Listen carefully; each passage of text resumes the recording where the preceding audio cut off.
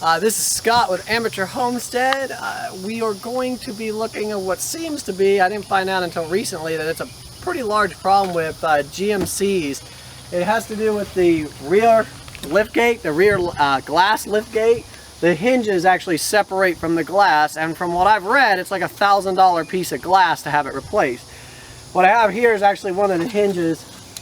I wasn't thinking about doing a video, and then I realized there's probably a need for it, so I've already started on the project. But this hinge goes right in here. Alright, and then the liftgate glass is actually connected to it. So when you close it and the glass is here. What happens is this hinge is actually separating from the glass. So I will walk you through the steps on what I've done. Hopefully it'll hold, and I'll keep you updated as to how long it actually lasts for. But even if it gets you by 6 months, a year before you have to pay $1,000 for a piece of glass, you can at least plan for it and repair it, or plan for saving, and then when the time comes and it finally does break again, you can either repair or put the new piece of glass in. So I'm not going to put the actual piece of glass back on because I've already taken it off. So what you'll need to do is you lift your glass lift gate up. You'll have this shot connected here and to the actual. So what you do is you use a flathead screwdriver. You come in and then you just pry this up, and it'll release this ball. All it is a little ball joint. So when you pry up that, it'll release it from there.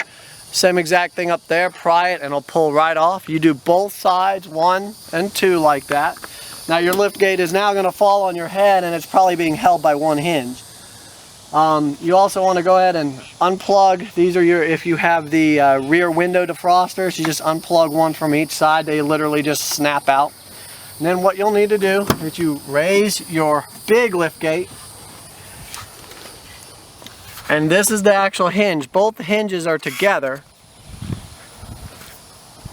and the only thing keeping this actual hinge assembly together is one of these little C-clips. Okay, C-clip goes right here in that little slot. So sorry. So what you do is you So dark. well, you push this C-clip out. Try not to lose it. And once that C-clip is out, all these hinges are free to slide out. We don't want them to slide out. We're only going to slide the one out. So you pop the C-clip on this hinge, pop the C-clip on that hinge, close your lift gate, and then you get your wife's help to lift up, and then you're just going to slide the whole glass to the left, which will literally, the hinge will just go boop, like that. And then you take your whole lift gate out. Now I'm going to show you where I'm at. Right here is where this little guy goes. All right. You can see this one's actually starting to crack out as well. All right, so that one will probably break sooner than later. So what you need to do is you got to give the, we're going to JB weld it, and you got to give this JB weld something to grab onto. So I took with my Dremel, just a little sanding bit, which is half broken now. A little Dremel sanding bit. You're going to scuff this whole area up. Make sure you see some bare metal. Alright. And then go ahead and scuff the glass as well. This is actually glass right here at this point. What you want to do is you need to scuff it up. That JB weld needs a spot to grab onto. Okay, next step, after you've got it all scuffed up, you need to clean the area. I want to just use some rubbing alcohol because I had it handy in that red rag here. Put it on, got it all clean, gets all the dirt and debris. Same thing on this side. Now we're gonna go ahead and use our JB weld. And I always get the slow working stuff. You've got the quick drying, like 6-minute stuff, but then you're rushing to get through it.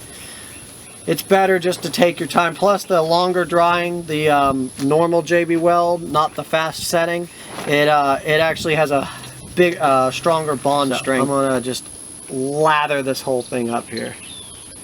I want just copious amounts of this stuff, because honestly it's probably not going to be pretty anyways, but we're trying to keep this thing from coming off the Yukon or the Tahoe or the Suburban, depending on what GM you've got. You definitely want to try to push it in everywhere, get it in there. Now what I'm going to do is I'm going to use a piece of block of wood on the back of this glass, and then the clamp on this side. You don't want to clamp directly to your glass. You run the risk of cracking. So I'm actually going to put 2 clamps, one directly over this little pin.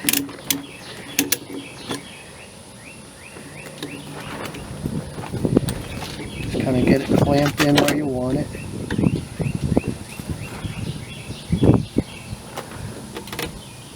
You're going to have some leakage. You want to clamp it down tight, but not overly tight, if that makes any sense. And what I'll do is I will use a rag and get this all this ooziness cleaned up. You want it kind of tight, like I said, but not overly tight, because you don't want to squeeze all of it out, but you do want some of it in there, but you want it to be as close back to the original depth. That way all the hinges line up. So we're gonna let this dry. It says 15 hours before it's cured. I'm honestly gonna let it dry for a good 24, maybe 48 hours. Okay, so it's a day later. I think it's been drying for about 30 hours roughly.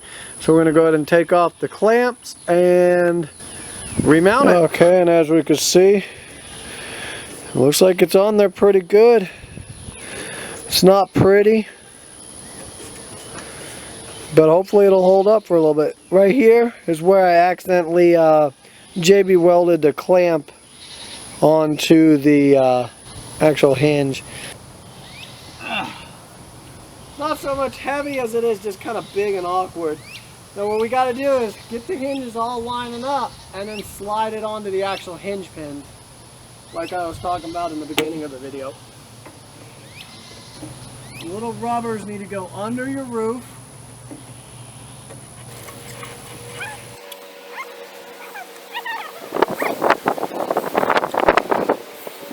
And now we'll be putting these little C-clips back on, right where we took them off from. These are always fun. We do not have the shocks reattached. And I want it to sit for a little while. You can see the repaired hinge. You can see the non-repaired hinge. You can actually see it is already starting to crack and separate. So when that one finally gives, we'll go ahead and do the same thing with that one. Went ahead and reattached both of the heater strips. As always, this is Scott with Amateur Homestead. Thank you for watching. I hope this might save you a couple bucks and at least get you through to where you can save up to replace that stupid piece of glass. I will keep an update on how long this lasts. It should last a while. It's JB Weld and it has a good surface to mate to. We shall see. Thank you for watching Amateur Homestead. Please comment and subscribe. Thank you.